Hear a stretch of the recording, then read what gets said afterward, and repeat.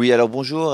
Je suis venu ce matin en soutien à la famille de Lola parce que ce qui lui arrive, c'est quand même abominable. On a face à nous une criminelle qui n'avait rien à faire en France et surtout, on apprend que c'est a lieu quelques jours après la panthéonisation de Robert Badinter. Je pense que si on n'avait pas eu ce type qui avait enlevé la peine de mort, on n'aurait pas de criminels comme ça encore sur notre territoire et elle aurait été exécutée de facto. Aujourd'hui, on va payer à nos frais quelqu'un qui va dormir en prison, c'est pas tolérable.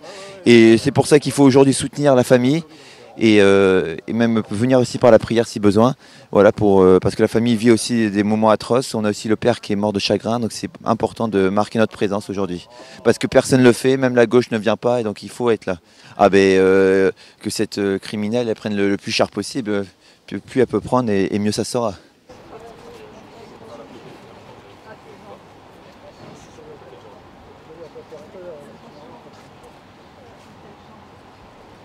Justice pour Lola! Justice pour Lola! Justice pour Lola! Justice pour Lola! Justice pour Lola! Justice pour Lola! Justice pour Lola! Justice pour Lola! Justice pour Lola! Ferme ce 14 octobre 2022. Pour toujours. Lola, tu rentrais du collège. Tu parcourais ton trajet habituel, le cœur pur et le pas joyeux. Lorsque tu as été englouti dans l'antre du diable. Dans cet appartement, tu as vécu un martyre d'une barbarie indicible, digne de ceux, comme le prédisait le Seigneur, dont les pas courent au mal, et ils ont hâte de répandre le sang innocent. Ta meurtrière t'a déshabillé, puis imposé des sévices sexuels et corporels, les plus innommables qu'ils soient. Lacération, couteau, mutilation, ciseaux, viol. Tu as affronté l'horreur incarnée, une horreur qui n'est pas de ce monde. Tu t'es éteinte, asphyxiée, enlacée dans du scotch. Tu étais seule sur le pas de cette porte, les sanglots étouffés par de la musique sciemment diffusée par ta meurtrière. Elle tentait vainement d'oublier le crime qu'elle était en train de commettre. Lola, comment t'oublier? Comment oublier que même dans la mort, elle ne t'a laissé aucun repos? Alors que par le sang versé, tu avais vraisemblablement déjà rejoint les anges, elle a marqué la plante de tes pieds de vulgaires numéros, comme lui avait-on appris à le faire pour le mouton de l'Aïd. Elle a découpé ton corps de petite fille, comme on découpe des morceaux de viande. Et elle a abandonné ce qu'il restait de toi dans une valise. À tout à l'heure, maman. Bisous. Vous ne pourrez pas savoir quels seront les derniers mots, les mots d'adieu de votre petite sœur, de votre amie, de votre enfant. Vous ne saurez ni le jour, ni l'heure à laquelle la barbarie que certains laissent prospérer dans notre pays emportera les vôtres. Aujourd'hui, le tribunal rendra son verdict, mais il est de ces blessures qui ne pourront jamais être refermées. Notre peuple se souviendra de toi. Tu nous attends là où la justice céleste ne peut faillir. À tout à l'heure, Lola.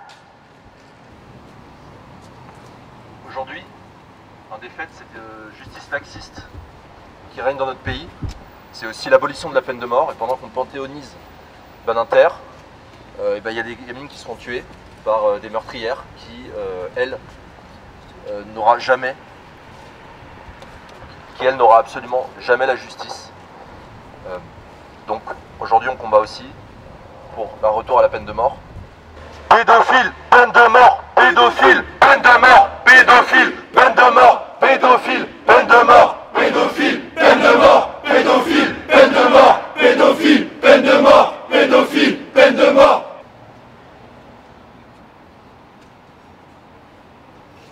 D'avocat aujourd'hui pour m'associer en qualité d'auxiliaire de justice au procès qui se tient, au verdict qui sera rendu aujourd'hui. Et j'aimerais insister sur le fait que la place sur laquelle vous vous tenez est hautement symbolique. Place hautement symbolique dans la mesure où la cour d'appel que vous voyez, qui est la cour d'assises, rendra aujourd'hui son verdict dans le procès de l'assassin de Lola, et en effet il ne faut pas l'appeler par son prénom, il faut l'appeler par le nom que lui a donné la mère de Lola. La mère de Lola l'a appelé la chose. La chose. Et quand je parle d'une place hautement symbolique, c'est que la cour d'assises qui est derrière nous fait face, dans cette rue, au centre d'accueil pour migrants qui peut-être demain seront jugés dans la même cour d'assises. Se font face aujourd'hui le lieu de la justice et peut-être demain le lieu du nouveau crime. Et en effet aujourd'hui, comme l'a très bien rappelé l'une d'entre nous, il y a deux mesures qui sont demandées.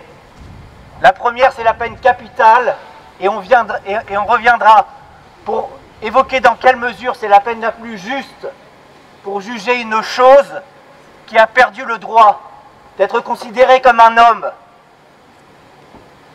Et la deuxième mesure que l'on demande, c'est en effet la remigration pour protéger notre société et pour écarter ceux qui n'en sont pas membres et ceux qui la menacent. Et on veut nous faire croire qu'on a honte de demander justice, qu'on a honte de demander protection. Là où ceux qui nous font honte, c'est ceux qui interdisent nos manifestations. C'est ceux qui interdisent qu'on rende hommage à ceux que nous aimons et à ceux qui appartiennent à notre propre peuple. Alors aujourd'hui, jour du verdict de la chose, et c'est ainsi qu'elle doit être appelée publiquement, dans les médias, à la cour. Le verdict de la chose, c'est le droit de dire que quelqu'un a perdu sa dignité humaine jusqu'au point de mériter la mort. Et c'était le sens de la peine capitale. Lorsque vos actes sont d'une telle abomination qu'elles vous font perdre le droit d'être cités parmi les hommes, et que la seule justice, la seule peine qui permet de réparer le mal, c'est la mort. Et la mort qui vient rendre responsable, c'est prendre au sérieux cette chose, c'est la prendre au sérieux dans ses actes, c'est la prendre au sérieux dans son sang-froid, que de la laisser reposer dans la mort et de consoler ainsi les vivants. Car oui, la peine capitale, sa première fonction, c'est de punir, comme toutes les peines d'ailleurs. La deuxième fonction de la peine, c'est de prévenir la récidive. Vous l'aurez compris, la peine capitale pour la chose la prive de toute possibilité de récidive. La troisième fonction de la peine, c'est la réinsertion. Quelle réinsertion pour la chose? La chose qui est l'auteur des sévices qu'a subi la petite Lola. Quelle réinsertion pour quelqu'un qui ne s'est jamais inséré dans la société française? Quelle réinsertion pour quelqu'un qui, dans le moindre de ses gestes de supplice, puisque Lola a été suppliciée, a montré que jusque dans la mort de l'une des nôtres, elle n'appartenait pas à la société française et elle n'avait eu jamais l'intention de la rejoindre.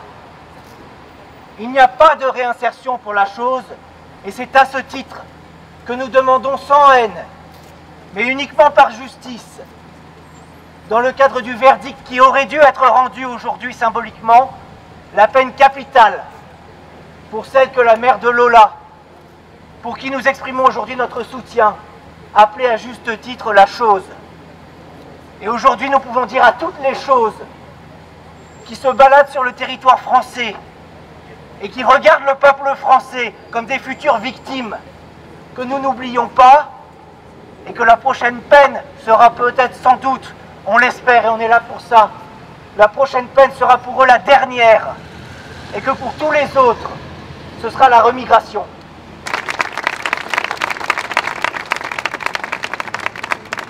Vous êtes tous ici aujourd'hui, c'est parce que vous avez été touchés par l'affaire Lola. Pourquoi vous avez été touchés par l'affaire Lola? Parce que vous aimez profondément votre peuple. Et ce qui a tué Lola, c'est aussi l'indifférence d'une certaine partie de notre population. Après des décennies d'une propagande malveillante, qui leur a retiré toute fierté d'être français, ou d'être européens, qui a mis en eux un désir de mort, un désir suicidaire. Face à cet amour pour notre peuple, rugit la haine venant de ces masses étrangères venues sans la volonté des Français. Et la haine aussi des élites dirigeantes, qui sont totalement asservies à des intérêts financiers libéraux et à des idéologies néfastes. Il y a donc la nécessité de se battre aussi pour réveiller nos compatriotes. Quand ils mettent Badinter au Panthéon, il nous faut un nouveau modèle. Il faut présenter de nouveaux héros. La République, aujourd'hui, est responsable de ce crime. Parce que, pendant des années, elle a refusé d'écouter la volonté des Français, de fermer les frontières, ou même de reconnaître le droit du peuple français à sa propre vie, et de reconnaître même son droit à son existence. Pourtant, c'est ce peuple français qui a construit cette nation. Vous êtes si peu aujourd'hui, mais, si Dieu le veut, chacun d'entre vous pourra guérir cette nation par son travail militant. Chaque enfant que vous croisez tous les jours, qui comme Lola porte vos traits et le même héritage que vous, chaque fils et fille d'Europe que vous croiserez, que ce soit un rappel de votre engagement, qui seul pourra mettre fin à l'indifférence et à la haine qui ont tué Lola. Lola, c'est votre petite sœur. Johan, mort de chagrin, c'est votre père. Mais plus que ça, Johan et Lola, c'est vous. Alors, je vais prononcer leur nom et j'aimerais que tous vous criez présent pour eux. Lola Davier! Présent! Lola Davier! Présent! Lola Davier! Présent! Johan Davier! Présent! Le traitement médiatique de l'affaire Lola restera comme un révélateur.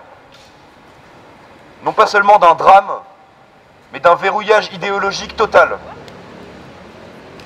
Quand une jeune fille de 12 ans est retrouvée tuée, après avoir été torturée et violée, il aurait dû y avoir un moment d'union nationale, de prise de conscience, de débat, mais les médias dominants en ont décidé autrement. Pas de vague, surtout pas de politique. Et ceux qui ont osé en parler, immédiatement frappés du sceau de la récupération. France Télévisions, Libération, Le Monde, Télérama, Mediapart et tous les autres, comme un seul homme, ils ont détourné l'attention du fond vers la forme, du crime vers ceux qui s'en indignaient. Les mots extrême droite et instrumentalisation ont été répétés en boucle, non pas pour analyser, mais pour neutraliser. Pourtant, qui a parlé de récupération après Naël, mort en refusant un contrôle de police au volant d'une voiture volée? Qui a accusé la gauche de récupération quand Adama Traoré, multirécidiviste et connu des services de police, est devenu un symbole national? Au contraire, on a érigé des portraits géants, mobilisé les quartiers entiers, invité les familles sur tous les plateaux. L'État s'est incliné, baissant les yeux devant les émeutes. Mais pour Lola, rien. Pas de fresque, pas de marche blanche nationale, pas de minute de silence dans les écoles, pas de prise de conscience et de proposition de loi sur la rémigration. Et quand certains Français ont voulu exprimer leur colère, la presse les a immédiatement réduits au silence moral.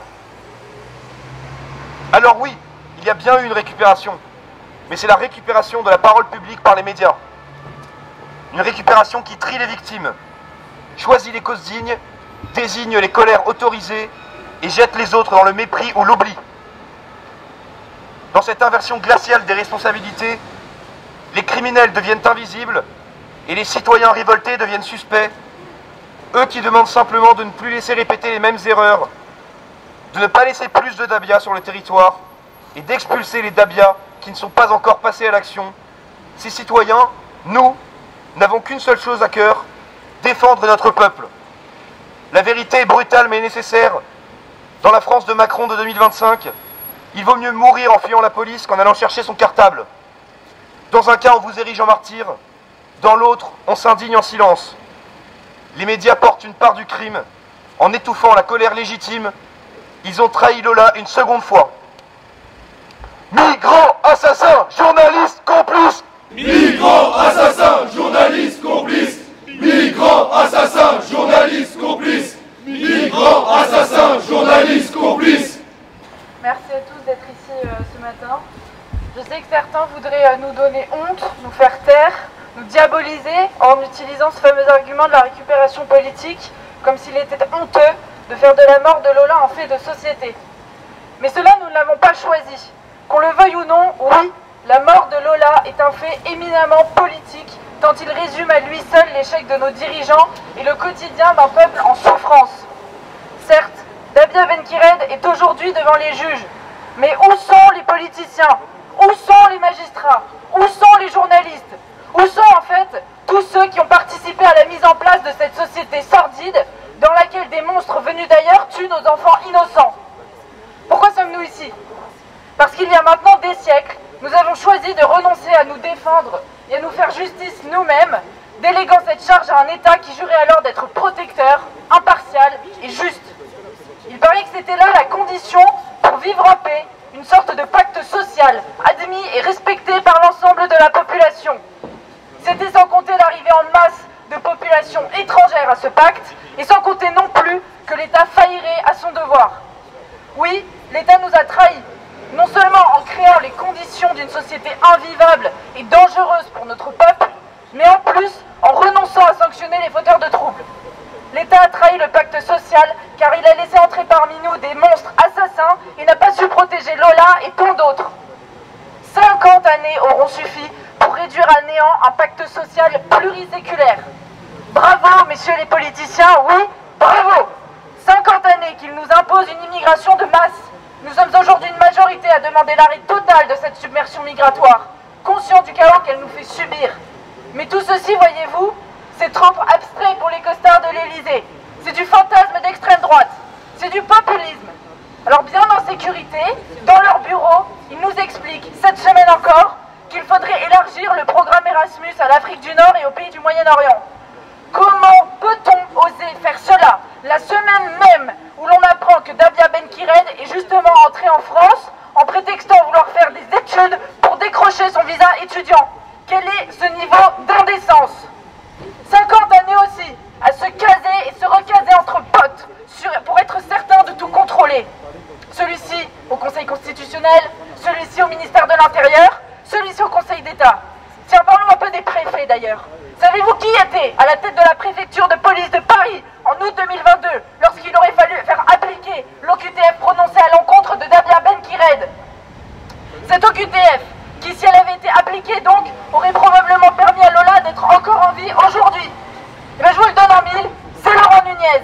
Et en termes de recasage, c'est un cas modèle, puisqu'il a aussi été entre autres directeur de cabinet du préfet de Seine-Saint-Denis de 2008 à 2010, ou encore secrétaire d'État auprès de Christophe Castaner. Mais surtout, enfin, il est surtout depuis le 12 octobre ministre de l'Intérieur. Il a été nommé 5 jours avant l'ouverture du procès de Dabia Benkired, quasiment 3 ans jour pour jour après la torture et le meurtre de Lola, un meurtre qui n'aurait jamais eu lieu s'il avait fait son travail. 50 années à nous assommer de leur propagande sur le service public. Stanislas vous en a parlé, je n'ai même pas besoin de revenir là-dessus tellement c'est honteux. 50 années aussi à nous parler d'humanisme pour sauver des assassins plutôt que des victimes. L'apothéose de tout cela, c'est d'ailleurs bien évidemment la panthéonisation de Badinter, le 9 octobre. Encore une fois, à 5 jours près, 3 ans après la mort de Lola. Procès du meurtre de Lola, le moment ou jamais de remercier Badinter, titré Libération.